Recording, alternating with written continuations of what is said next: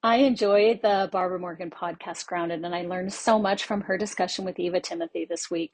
I was reminded that blessings come when we show our desire to receive by diligently doing the work with joy and loving kindness. Since this YouTube channel is called Learn Then Teach, let me teach you one truth I learned. In life, we know that if we want a clean house, we have to do the work. If we want a garden harvest, we have to do the work. If we want an income, we have to do the work before we get the paycheck. Well, it's the same in spiritual principles. We cannot be filled with the Spirit of God if we're not willing to do the spiritual work. And the Lord can't grant the blessings we desire if we're not willing to receive them.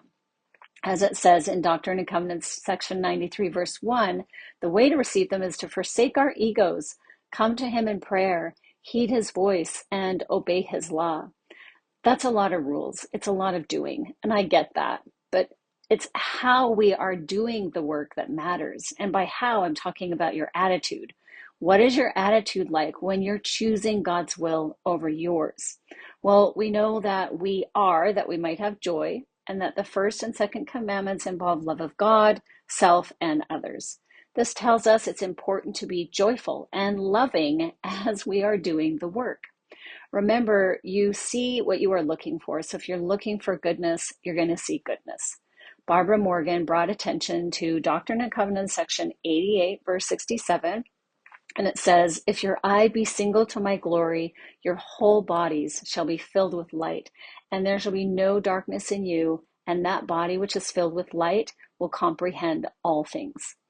How do we get to this mindful place that is single to God's glory, where we can be filled with light and comprehend all things, or where we can be in line with His will? When I'm struggling to look with love, I default to the forgiveness breath and I practice it until I get to a neutral place. And once I'm there, I have a clear mind and I feel linked to the light within. As I use the forgiveness breath, I link with the Savior, receive clarity of mind, and I find the strength to choose God's will. Remember, you are entitled to personal revelation, and only you can know what God's will is for you. That's right. He knows you personally. He has blessings for you, and He really wants to give them to you. I encourage you to practice the forgiveness breath, get into a neutral space of healing, and learn God's will for you. The blessings you diligently desire and work for will come into your life when you are joyfully looking with a lens of love. Go check out Barbara Morgan's podcast. You'll be so happy that you did.